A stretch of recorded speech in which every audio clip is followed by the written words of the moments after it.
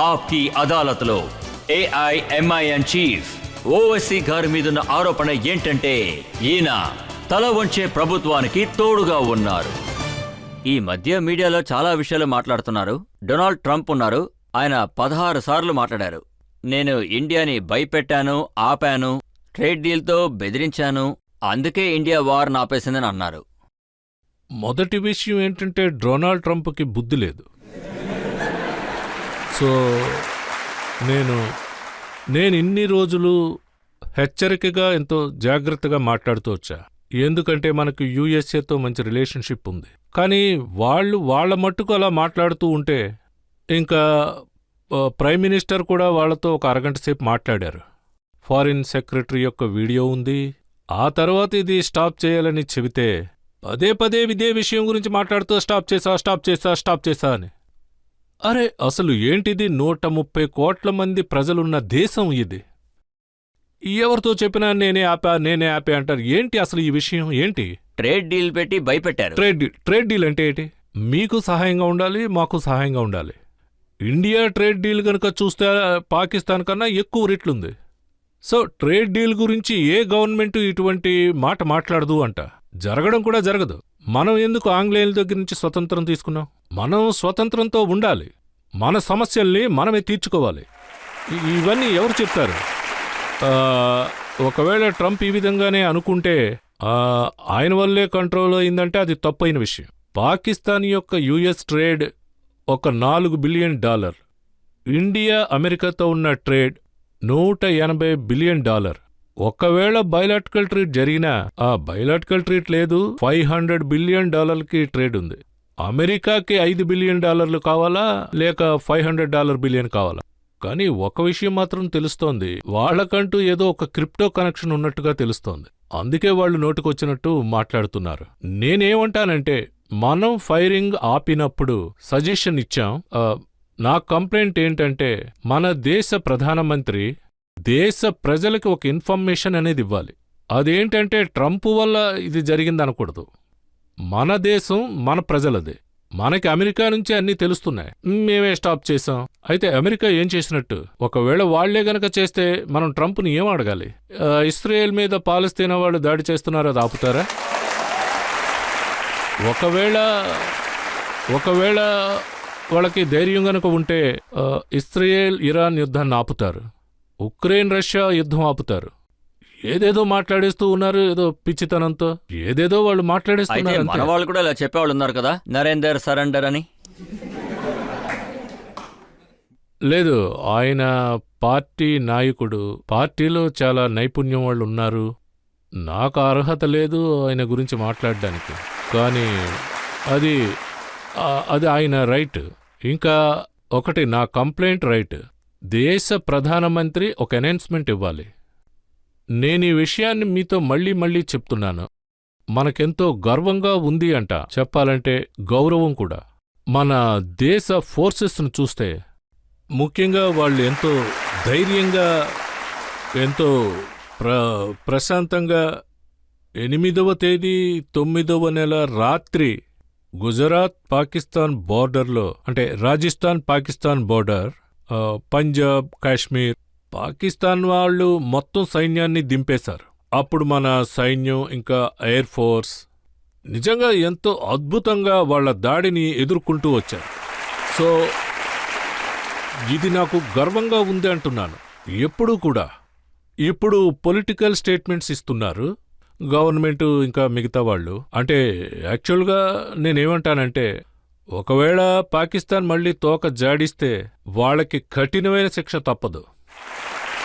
అలాగే ట్రంప్ గారు ఏమన్నారంటే, చెప్పడమే కాదు, ఆయన జనరల్ ఆసిఫ్ మునీర్ని వైట్ హౌస్కి పిలిచారు, లంచ్కి ఇన్వైట్ చేశారు, ఆయనకి బాగా మర్యాదలు చేశారు.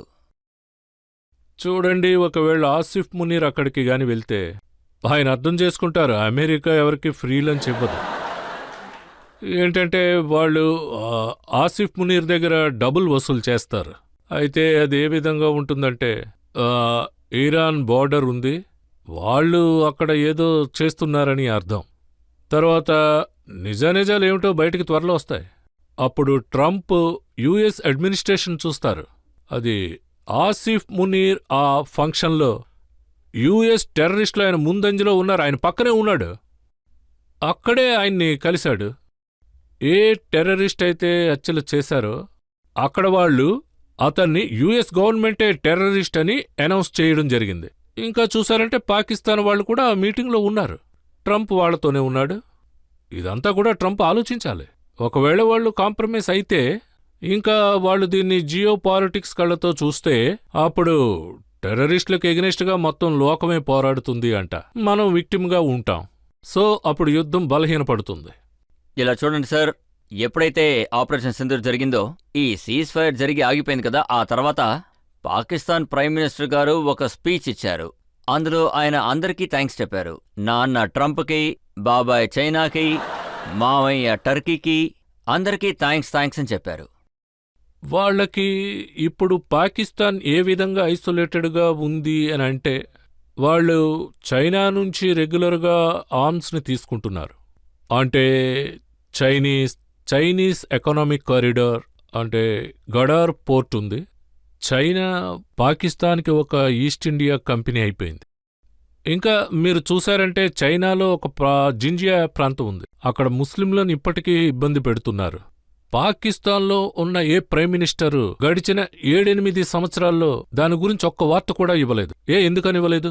ఇస్లాం యొక్క పేరు చెప్పినప్పుడు ఆ ప్రావిన్స్లో మన లే లడాక్ రీజియన్ ఉంది, దాన్ని తుర్కిస్తాన్ అని అంటారు. దాని గురించి ఏం మాట్లాడరు. ఎందుకు మాట్లాడరు అంటే, వీళ్ళకి చైనా నుంచి ఒక అది సిపిసి ప్రాజెక్ట్ ఉంది, దాంట్లో చైనా నుంచి డబ్బులొస్తాయి. అలాగే చైనా నుంచి వాళ్ళకి ఆయుధాలు కూడా ఆ విధంగానే వస్తూ ఉంటాయి. ఇంకా చైనా నుంచి ఎలక్ట్రానిక్ గూడ్స్ వస్తూ ఉంటాయి, చాలా వస్తాయి.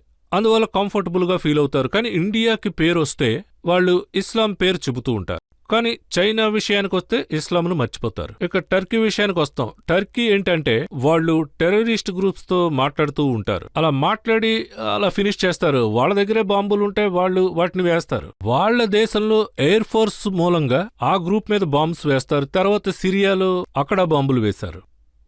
ఇది ఒక విచిత్రమైన కొల్యూషన్. అయితే ఇలాంటి వాళ్ళు అసలు విషయాల్ని అర్థం చేసుకోరు. ఇలాంటి వాళ్ళు పాకిస్తాన్కి సపోర్ట్ చేయడం వల్ల ఆ పాకిస్తాన్ టెర్రరిజాన్ని అసలు వదలదు. వాళ్ళ డీప్ స్టేట్ ఆర్మీ, ఆ ఆర్మీ ఎప్పుడూ కూడా వాళ్ళకి సపోర్ట్ చేస్తూనే ఉంటుంది. అమెరికా తెలివి తక్కువ వాళ్ళయ్యారు. అమెరికా నుంచి రావాల్సినవన్నీ తీసుకున్నారు. అలా రావాల్సినవన్నీ తీసేసుకున్నారు. ఆ విధంగానే గోటముని కూడా పంపించేశారు. ఎప్పుడూ కూడా పాకిస్తాన్ మారేదే లేదు. కానీ పాకిస్తాన్ ఏమంటుందంటే, 30 ఏళ్లగా మేము అమెరికా చెప్పింది కాబట్టి ఇలాంటి భయంకరమైన డర్టీ జాబ్ చేశామని అన్నారు. మేమే టెర్రరిజంకి విక్టిమ్ అన్నారు. ఇప్పుడు మీరే అన్నారు వాళ్ళు మనల్ని యూజ్ చేసుకుంటున్నారని. అప్పుడు మీరెలా విక్టిమ్ అవుతారు? మీరు అది చెప్పాలంటే అది వాళ్ళ డిఫెన్స్ మినిస్టర్కే తెలుసు. అది ఆయన రాతలో రాశారు. వాళ్ళ హైయెస్ట్ బిడ్డుకి వాళ్ళు దేన్నైనా వదులుకోవడానికి సిద్ధం. అలా వాటిని వదిలేశారు. ఎవరు మిమ్మల్ని చంపివేశారో వాళ్ళు ముస్లింలు కదా? ఎవరికైతే మీరు పర్మిషన్ ఇచ్చారో ఈ డ్రోన్ అటాక్కి, ఏ యుఎస్ ప్రెసిడెంట్ అయినా సరే, మీ ట్రైబల్ ఏరియాలో ముస్లింలే కదా ఉన్నారు. సో ఇది పాకిస్తాన్. ఈ పాకిస్తాన్లో అది ఒక గ్రూప్ ఉంది. వాళ్లే దీనంతటినీ నడుపుతున్నారు. అది ఎవరైనా సరే, వాళ్ళకింకా ఆర్మీ సపోర్ట్ కూడా ఉంది. ప్రజల నుంచి ఎవరైనా అడగచ్చు. సార్, నా ప్రశ్న ఏంటంటే, పాకిస్తాన్కి బుద్ధొచ్చుంటుందని మీరనుకుంటున్నారా? తీవ్రవాదులు దాడులు జరపరంటారా? లేదు, వాళ్ళకెప్పటికీ బుద్ధి రాదు. పాకిస్తాన్ ఆర్మీ ఇంకా ఆ దేశం ఎంతవరకు కంట్రోల్ అవుతుందో, ఇంకా అక్కడున్న టెర్రరిస్ట్ గ్రూపులకు స్థావరం ఆపుతుందో అంతవరకు అది బాగుపడదు. అక్కడ చూశారంటే హఫీజ్ సయ్యద్, మసూద్ అజర్, లక్వీ వీళ్ళందరూ రోడ్డు మీద చాలా మామూలుగా తిరుగుతున్నారు. వాళ్ళు మళ్లీ వాళ్ళ పని మొదలుపెట్టారు. మరి వాళ్ళు ఎలా మారుతారు? వాళ్ళని సరిచేయడం ఎలా? అది వీళ్ళకి అంటే ముందుగానే FATA వాళ్ళ రిలీజ్ మ్యాన్ తిరిగి రావాల్సి ఉంది. ఫైనాన్షియల్ యాక్షన్ ఇంకా టాస్క్ ఫోర్స్ ద్వారా వాళ్ళకి ఎంత డబ్బు IMF నుంచి కాదు, ఇంకా మొత్తం కంట్రీస్ నుంచి ఒక రెగ్యులేషన్ ఉంది. ఇంకా మానిటర్ అనేది ఒకటి ఉంది. రెండో విషయం ఏంటంటే, టెర్రరిజం కోసం ఎక్కడి నుంచి డబ్బు వస్తుందో అదంతా ఇల్లీగల్ గానే ఉంది. 2018 నుంచి 20 వరకు పాకిస్తాన్ FTF లో ఉంది. అప్పుడే ముంబైలో 9/11 ట్రయల్స్ స్టార్ట్ అయ్యాయి. సాజిద్ మీర్ అనే ఒకరున్నారు, పాకిస్తాన్ వాళ్ళే అతను చనిపోయాడని చెప్పారు. పాకిస్తాన్ పేరు FATAకి వచ్చినప్పుడు వెంటనే పాకిస్తాన్ ఏముందంటే ఆయన ప్రాణాలతోనే ఉన్నాడు, చనిపోయిన అతను టక్కును లేచొచ్చాడు. అప్పుడు కోర్టులో కూడా శిక్ష పడింది.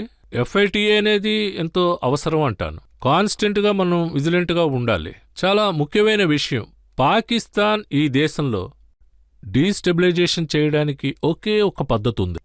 ఇక్కడ పిడివాదం ఎక్కువైంది, కమ్యూనిజవాదం ఎక్కువైంది. ఒకవేళ మనం కమ్యూనిజాన్ని అణిచివేస్తే లేదా దాన్ని ఒక విధంగా కంట్రోల్ చేస్తే పాకిస్తాన్కి అతిపెద్ద ఓటమి తప్పదు.